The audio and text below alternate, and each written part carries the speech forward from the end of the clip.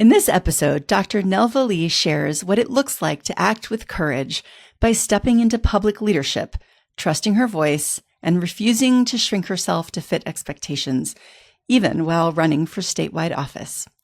This is a conversation about public leadership, authenticity, and the courage to run your own race, even when politics, expectations, and fear try to push you into a mold that doesn't fit. You're listening to the Courageous Public Health Podcast, episode 48. To all the courageous women leading in public health, this podcast is your space to turn up the volume on your courage. This space centers your voice. This space celebrates your passion. This space amplifies your courage. My role? To listen, to amplify, and to stand with you in the fight for equity. My name is Dr. Christy McClamrock. I am an epidemiologist, consultant, the founder and CEO of Courageous Public Health, and the host of the Courageous Public Health Podcast. Each week, I have real, unfiltered conversations with women in public health about the challenges you face, the power you hold, and your vision for the future. We talk about the authenticity, vulnerability, and courage that you bring, not just to public health, but to every part of your lives. Because courage is about action, even in fear. It's about taking up space, leading unapologetically, refusing to be erased, and knowing you never have to do it alone. If you're ready to turn up the volume on your courage, if you're ready to take up space, if you're ready to smash the racist, patriarchal, cisnormative, heteronormative, ableist, capitalistic systems, then listen to this new episode. Hello, and welcome to the Courageous Public Health Podcast. I'm Dr. Christy McClamrock. This podcast exists because courage is already everywhere in public health. It's just rarely named, supported, or treated as a leadership skill. Women are making high-stakes decisions inside complex systems every day, often without the infrastructure they need to do that work sustainably or visibly. Through Courageous Public Health, I partner with organizations to strengthen leadership capacity by helping women move from pressure-driven or fear-based decisions toward action grounded in values, clarity, and integrity, even when the systems around them haven't caught up. Today's conversation is a great example of that kind of leadership in action. I'll share a bit about our guest, and then we'll get started. Dr. Nelva Lee is the founder and CEO of Concrete Build Financing. Dr. Lee was also the CEO of a vocational school for 20 years, has over 20 years experience in healthcare, and over 10 years in academia as an adjunct professor for various universities. Dr. Lee was a Governor Kemp appointed board member to the Department of Community Health. She is the vice chairman of the board of the Henry County Pregnancy Resource Center, Bridge Wellness South, a former Republican candidate for State Senate in District 17, and current candidate for Georgia Superintendent of Schools. Dr. Lee has authored several Christian-based books, including Stay and Fight and Be the Superhero of Your Story. Dr. Lee volunteers at Relevant, her local church, and the Joy FM as a prayer partner. She was a homeschool mom and a substitute teacher for a Christian school. She's been married to her best friend, Donnie, for 25 years, and together they have 3 children. Ready to hear courage in action? Let's get started. Hi, everybody. I'm so excited to introduce my guest today, Dr. Nelva Lee. How are you doing? I'm doing well. Thank you so much for having me today, Dr. Christy. Oh, I'm so happy to have you. And I was just saying before we hit record that you actually reached out to me about being a guest on the podcast, which I really love and appreciate. I love it when people do that, when they're like, oh, I recognize myself in the podcast. Like, I recognize my courage and I have something that I want to come and talk about. That's really awesome. So thank you for reaching out and for coming on today. So I want to start by giving you a chance to introduce yourself to our listeners. So I really love the fact that the topic of this podcast is all about courage because I have lived a very courageous life. I'm going to say starting with just overcoming PTSD as a very in my 20s. And I have a book that I wrote about that. I It's saw called it. Victorious. Yes. And it's so important to realize for all your listeners out there that no matter what you are faced with, that you can overcome it. Okay? No matter what. Yeah. But you do need to have the courage to want what's best for you. So I'd be happy to give you a little bit of tidbits on how I did that for myself, for sure. Yeah, I saw that. I think you have at least 4 books I saw. 4 books listed on my website. 4 books listed on your website. Yes. And Victorious has a really beautiful cover that caught my attention. And I was wondering what kind of book it is. Is it a children's book? Is it a book for adults? Because it looked like it might have some really cool like drawings and stuff in it. I don't know. No drawings in it. No drawings. Just the cover that's spectacular. Okay. Right.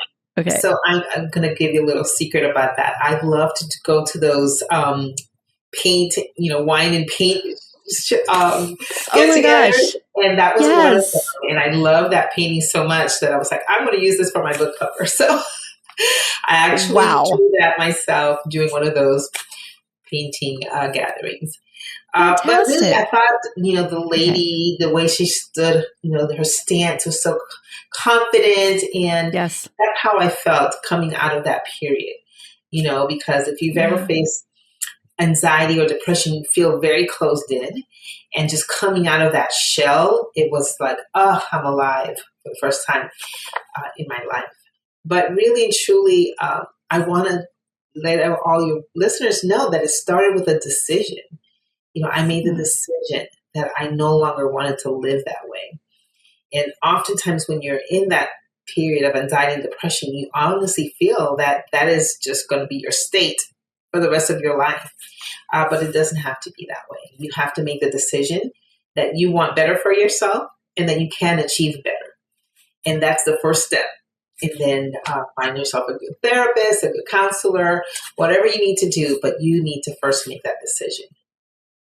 That's so funny. So I'm looking over, I have a bunch of stickies on my wall over here. And one of them says decision mindset. It's like everything is temporary. Everything is possible. And I get to decide. I get to decide and I can shift. So I love that. I think that's very powerful. Yeah. For sure. Don't be a victim, be victorious. That's right. Okay. Oh, yes. Okay. That totally makes sense then that you chose the title. Yes. Beautiful. Well, okay. So you're already telling us about examples of courage in your life, and I'd love to hear about some more. Let's move into that first question. For sure. For your listeners, I'm currently running for office for Superintendent of Schools in the state of Georgia, and that is the entire state.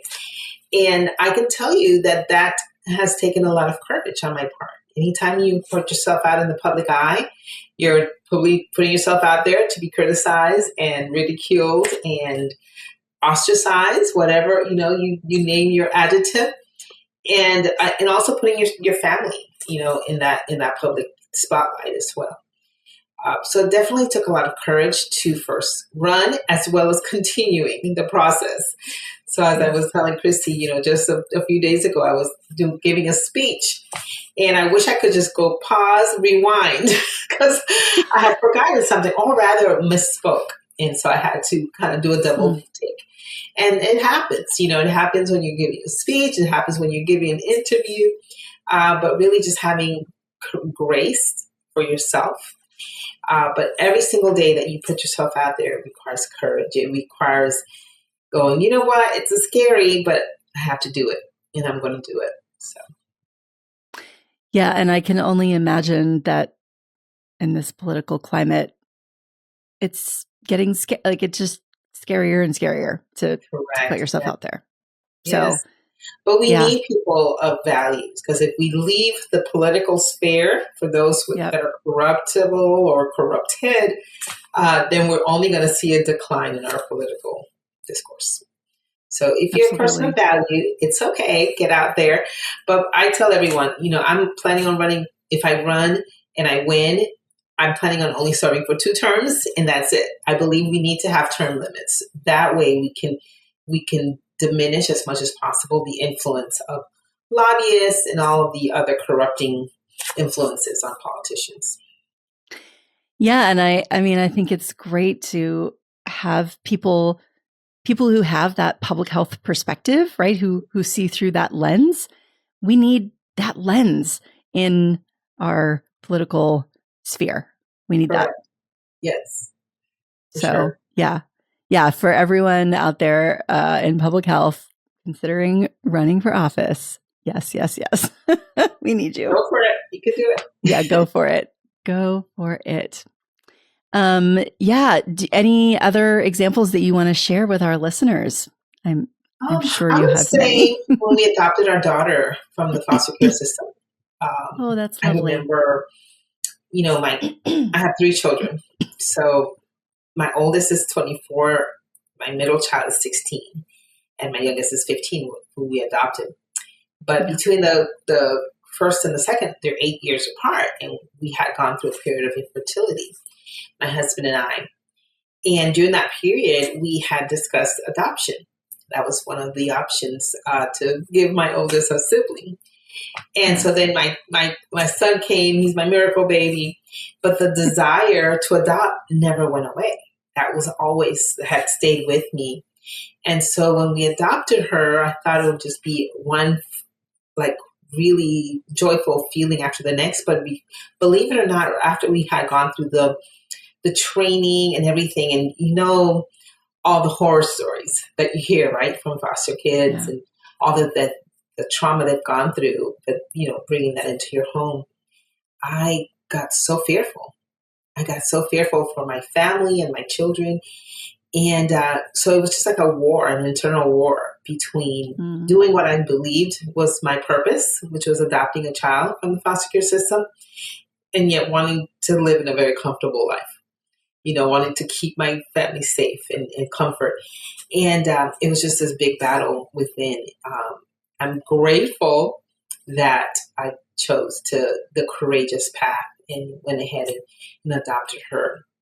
Not saying that it's been an easy path, but she's doing amazing now. She's 15, sassy as ever. She's a wonderful poet. She writes poems.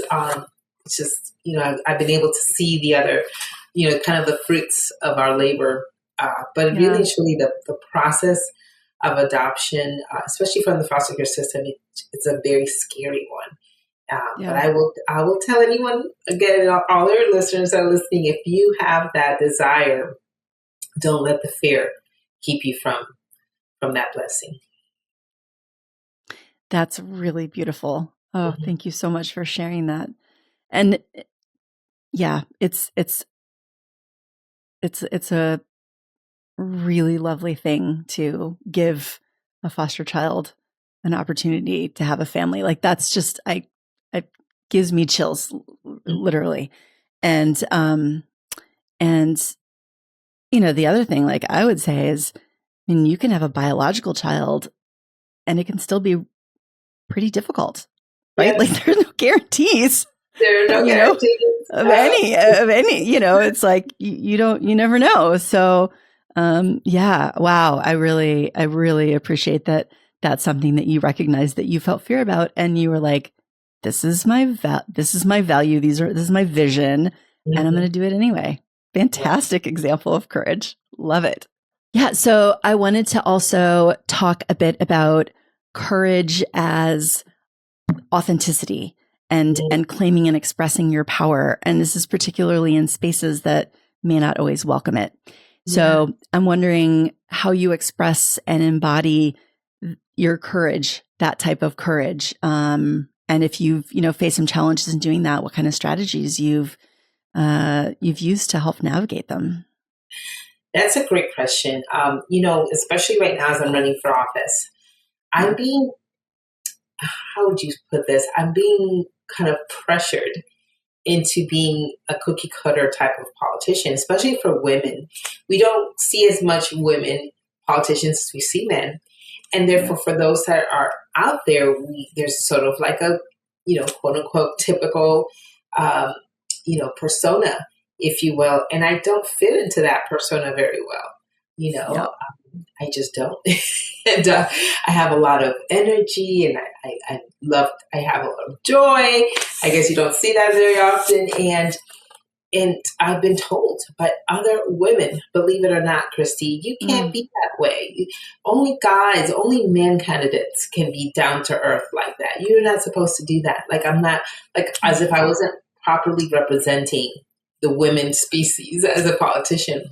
Wow. And so, and then I've had, and this is also from women, you can't dress like that. You have to dress in muted tones. Okay, right now I'm wearing a white jacket and black, but normally I have a lot of color on. Yeah. So, and they did not like, oh, you can't wear so many colors, and it's all these can'ts and can'ts, shoulds and should nots. Shoulds, yeah. Right. And I'm like, I'm just going to be myself.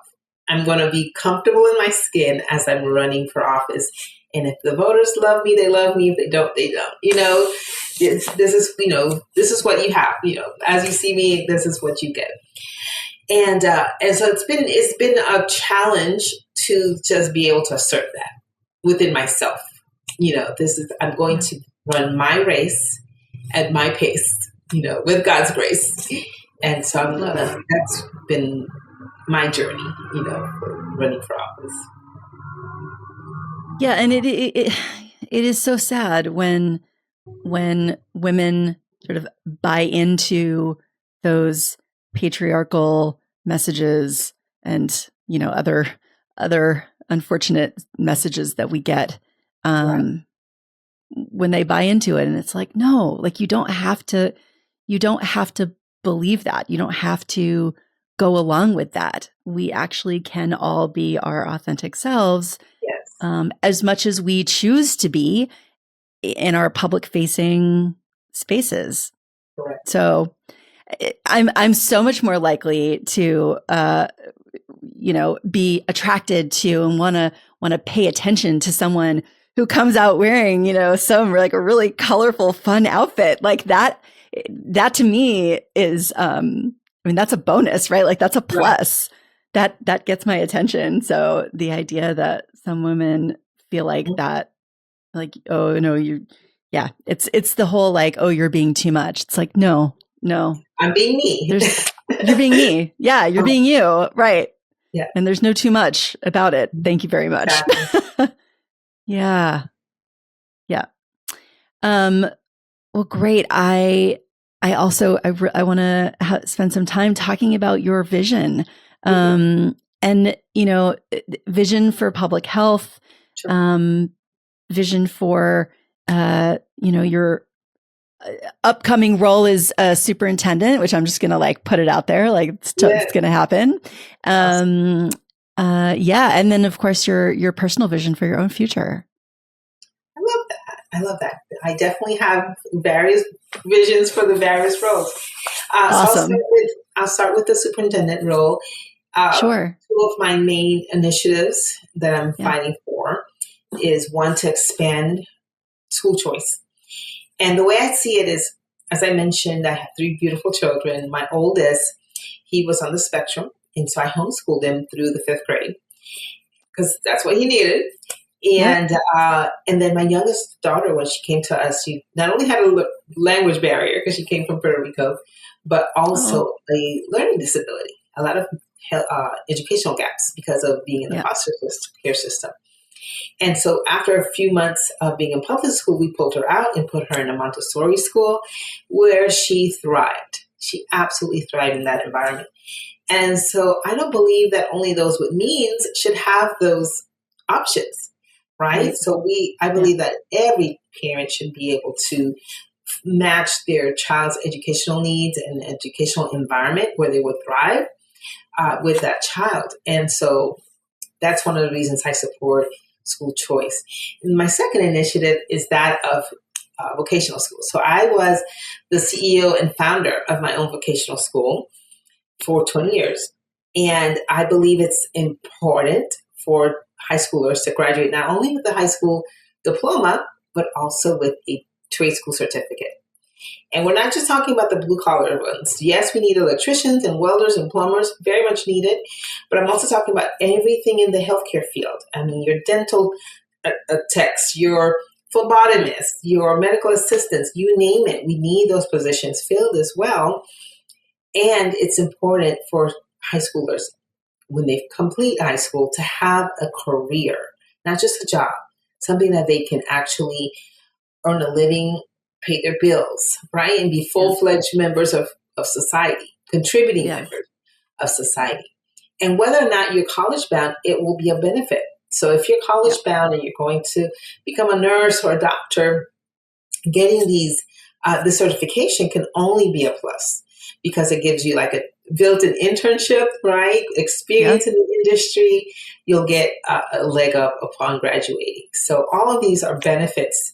And we already have these kids. We have this, their captured attention, captive audience for this short period of time. Why not use all of our resources to make sure that they are fully prepared for the workforce?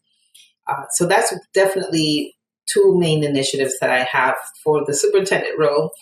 On a personal note, I see myself really just making sure that every area of my life, my personal life, my career, physical, they're all aligned with my principles, right? Yeah. So for my children, I'm now able to kind of pivot into a public role because they're older.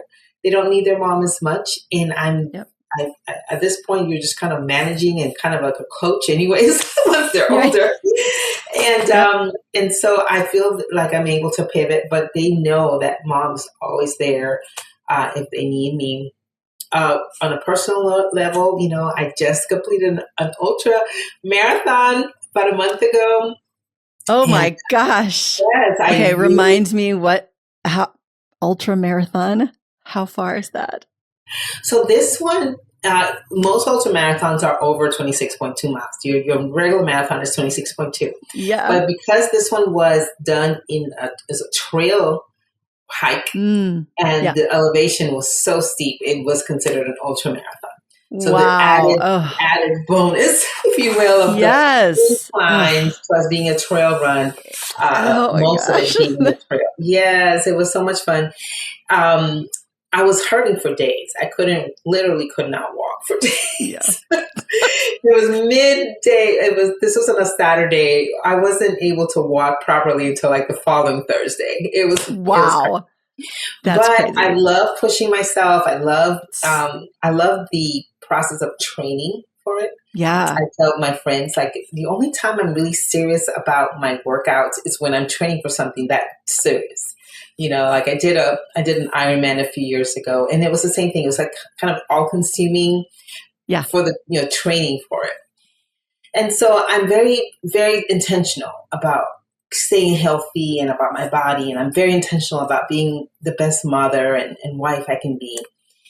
And so it allows me, believe it or not, when you can put all of these things in place and have discipline in those areas, it allows me then the freedom to do this, my career and my passions without any guilt, so I love that.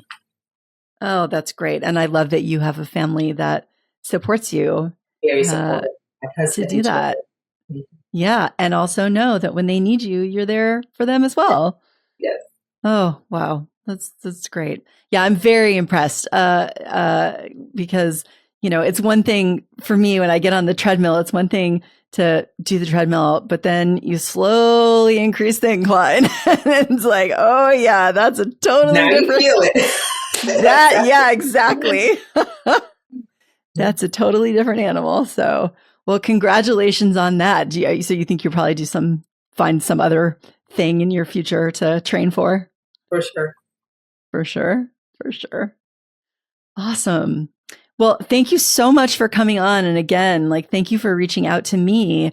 So I want to make sure that our listeners know the best way to connect with you. What is that way? So my website, drnelvalee.com, that's drnelvalee.com. On there, they'll find my platform speech, my interviews, podcast interviews. I have all my books on there as well, links to my books, and as well as my social media links to those as well. Beautiful. Beautiful. We'll put those in the show notes, so they'll be really easy for everyone to access. And and definitely go check out the website and check out Victorious and the cover that we talked about. Very cool. Very cool. All right. Well, I appreciate you coming on, and we'll be in touch.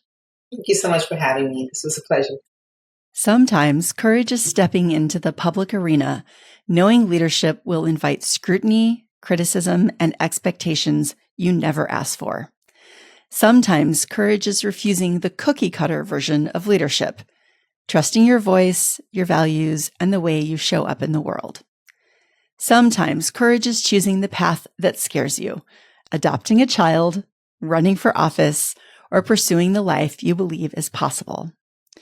Dr. Nelva Lee reminds us that courage often begins with the decision to pursue something better, even when the outcome isn't guaranteed. If this conversation made you think about your own leadership or the women leading inside your organization, this is exactly the work we do through Courageous Public Health. We partner with organizations to offer facilitated, interactive virtual workshops for women leaders in public health, turning courage into a leadership skill so it becomes an organizational strength. If you're interested, reach out. The links to connect with us are in the show notes. Until our next episode, stay courageous. Thank you for listening to the Courageous Public Health podcast. Visit courageouspublichealth.com to find the show notes for each episode and learn how to connect with us.